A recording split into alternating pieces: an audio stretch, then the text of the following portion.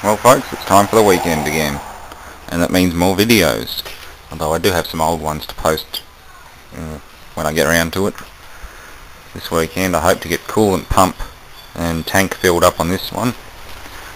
The sight glass installed just about 15 minutes ago. I had to seal it up with a bit of sealant, making it form a gasket. So I'll be able to fill that tank up and install a pump. So that will run. Rehook the electric motor, get rid of the Morris engine, hang some more lights up, hopefully get rid of some of this crap. Some of them are trash, they can just go in the bin.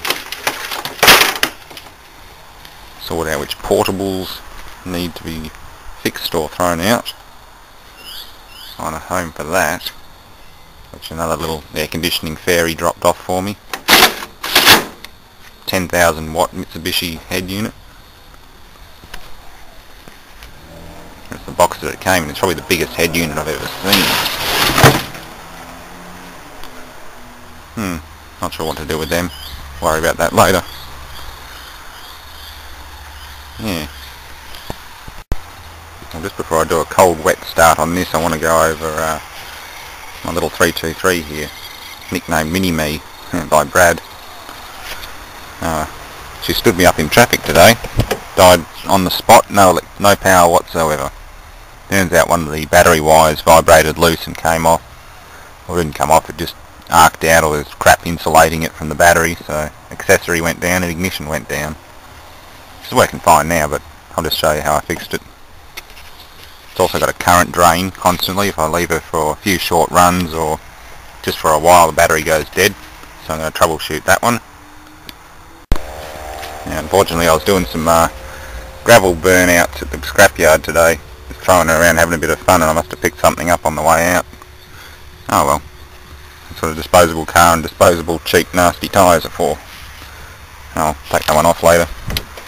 Right now we'll try a cold start. Actually I don't think she's that cold. I'll actually see if she still starts.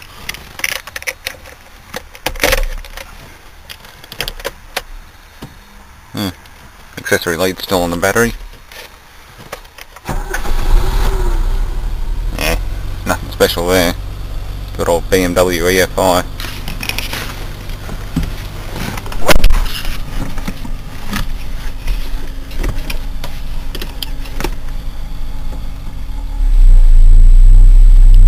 Still takes off with no gas. Sort of. Silly car.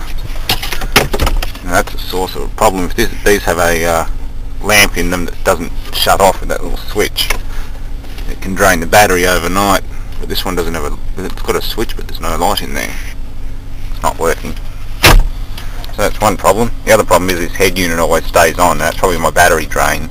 Even with the fascia on, it's still flashing at me. So it's pulling a couple of amps. The other current drain issue can be the trunk lamp, which should go out when it closes, and this one is. So if that's not working, it's not shutting off, then it will definitely drain the battery. That works. Now that was the initial problem today. She was working loose, like that. Even though that's tight, yeah, it's not going to do it now.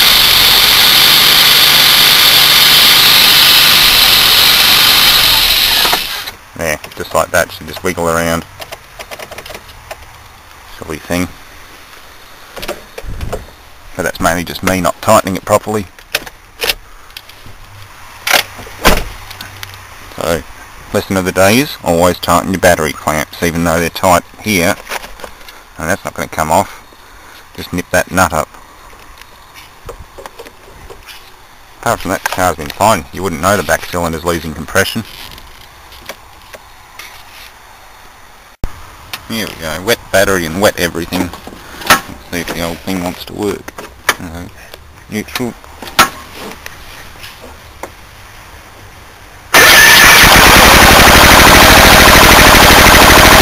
Nothing wrong with that.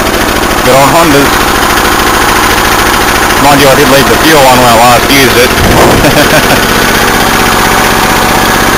This is just after fixing these steering bushes. I pushed out those wheels so they don't flop around anymore.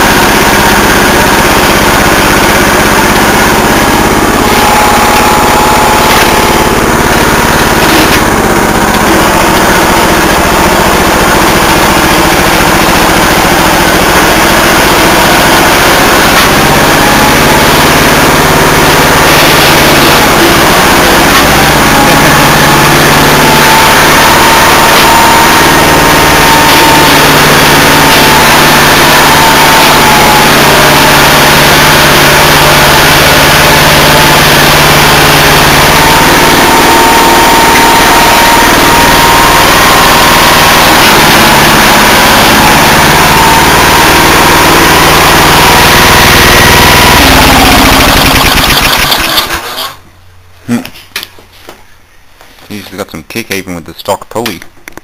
I have to work on the clutch or belt tensioner just so that it brings it in gently, especially if I'm doubling the pulley ratio. Otherwise it's just going to do wheel stands. Oh well. Thanks for watching.